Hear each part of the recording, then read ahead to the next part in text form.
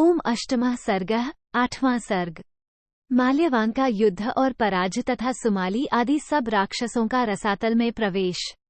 अगस्त्य जी कहते हैं, रघुनंदन, पद्मनाभ भगवान विष्णु ने जब भागती हुई राक्षसों की सेना को पीछे की ओर से मारना आरंभ किया, तब माल्यवान लौट पड़ा, मानो महासागर अपनी तटभूमि तक जाकर निवृत्त हो गया हो। उसके नेत्र क्रोध से लाल हो रहे थे और मुकुट हिल रहा था। उस निशाचर ने पुरुषोत्तम भगवान पद्मनाभ से इस प्रकार कहा। 2 नारायण देव, जान पड़ता है पुरातन क्षात्र धर्म को बिल्कुल नहीं जानते हो, तभी तो साधारण मनुष्य की भांति तुम, जिनका मन युद्ध से विरत हो गया है तथा जो डरकर भागे जा रहे हैं, ऐसे हम राक्षसों को भी मार रहे हो। 3 सुरेश्वर, जो युद्ध से विमुख हुए सैनिकों के वध का पाप करता है, वो घातक इस शरीर का त्याग करके परलोक में जाने पर पुण्यकर्मा पुरुषों को मिलने वाले स्वर्ग को नहीं पाता है। 4 शंख, चक्र और गदा धारण करने वाले देवता, यदि तुम्हारे हृदय में युद्ध का हौसला है तो मैं खड़ा हूँ, देखता हूँ तुम में कितना बल है, दिखाओ अपना पराक्रम।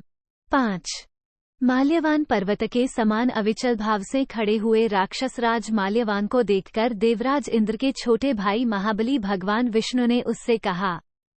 6 देवताओं को तुम लोगों से बड़ा भय उपस्थित हुआ है, मैंने राक्षसों के संहार की प्रतिज्ञा करके उन्हें अभय दान दिया है, अतः इस रूप में मेरे द्वारा उस प्रतिज्ञा का ही पालन किया जा रहा है। 7 मुझे अपने प्राण देकर भी सदा ही देवताओं का प्रिय कार्य करना है, इसलिए तुम लोग भागकर रसातल में चले जाओ तो भी मैं तुम्हारा वध किए बिना नहीं रहूंगा। 8 लाल कमल के समान नेत्र वाले देवाधिदेव भगवान विष्णु जब इस प्रकार कह रहे थे, उस समय अत्यंत कुपित हुए राक्षसराज माल्यवान ने अपनी शक्ति के द्वारा प्रहार करके भगवान विष्णु का वक्ष स्थल विदीर्ण कर दिया। 9 माल्यवान के हाथ से छूटकर घंटानाद करती हुई वो शक्ति श्रीहरि की छाती से जा लगी और मेघ के अंक में प्रकाशित होने वाली बिजली के समान शोभा पाने लगी। 10 शक्तिधारी कार्तिकेय जिन्हें प्रिय हैं अथवा जो शक्तिधर स्कंद के प्रियतम हैं, उन भगवान कमल नयन विष्णु ने उसी शक्ति को अपनी छाती से खींचकर माल्यवान पर दे मारा।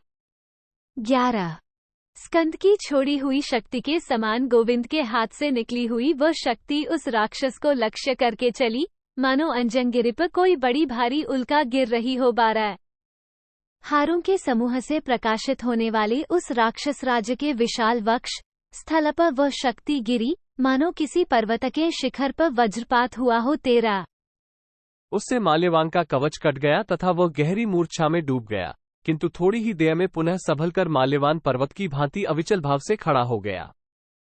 तत्पश्चात उसने काले लोहे के बने हुए और बहुसंख्यक कांटों से जड़े हुए शूल को हाथ में लेकर भगवान की छाती में गहरा आघात किया। 15 इसी प्रकार वह युद्ध प्रेमी राक्षस भगवान विष्णु को मुक्के से मारकर एक धनुष पीछे हट गया। 16 उस समय आकाश में राक्षसों का महान हर्षनाद गूंज उठा, वे एक साथ बोल उठे, बहुत अच्छा, बहुत अच्छा। भगवान विष्णु को घूंसा मारकर उस राक्षस ने गरुड़ पर भी प्रहार किया। 17 ये देख विनत्यानंदन गरुड़ कुपित हो उठे और उन्होंने अपने पंखों की हवा से उस राक्षस को उसी तरह उड़ा दिया जैसे प्रबल आंधी सूखे पत्तों के ढेर को उड़ा देती है। 18 अपने बड़े भाई को पक्षीराज के पंखों की हवा से उड़ा हुआ देख सुमाली अपने सैनिकों के साथ लंका की ओर चल दिया। 19 गरुड़ के पंखों की हवा के बल से उड़ा हुआ राक्षस माल्यवान भी लज्जित होकर अपनी सेना से जा मिला और लंका की ओर चला गया। 20 कमल नयन श्रीराम, इस प्रकार उन राक्षसों का भगवान विष्णु के साथ अनेक बार युद्ध हुआ और प्रत्येक संग्राम में प्रधान नायकों के मारे जाने पर उन सबको भागना पड़ा। 21 वे किसी प्रकार भगवान विष्णु का सामना नहीं कर सके, सदा ही उनके बल से पीड़ित होते रहे, अतः समस्त निशाचर लंका छोड़कर अपनी स्त्रियों के साथ पाताल में रहने के लिए चले गए। 22 रघुश्रेष्ठ, वे विख्यात पराक्रमी निशाचर सालकटंकट वंश में विद्यमान राक्षस सुमाली का आश्रय लेकर रहने लगे। श्री राम, आपने पुलस्त्य वंश के जिन राक्षसों का विनाश किया है, उनकी अपेक्षा प्राचीन राक्षसों का पराक्रम अधिक था। सुमाली, माल्यवान और माली तथा उनके आगे चलने वाले योद्धा, ये सभी महाभाग निशाचर रावण से बढ़कर बलवान थे। 24 देवताओं के लिए कंटकरूप उन देवद्रोही राक्षसों का वध शंख, चक्र गदाधारी भगवान नारायण देव के सिवा दूसरा कोई नहीं कर सकता। 25। आप 4 भुजाधारी सनातन देव भगवान नारायण ही हैं। आपको कोई परास्त नहीं कर सकता। आप अविनाशी प्रभु हैं और राक्षसों का वध करने के लिए इस लोक में अवतीर्ण हुए हैं। 26। आप ही इन प्रजाओं के सृष्टा हैं और शरणागतों पर दया रखते हैं। जब धर्म की व्यवस्था को नष्ट करने वाले दस्यु पैदा हो जाते हैं, तब उन दस्युओं का वध करने के लिए आप समय पर अवतार लेते रहते हैं। 27।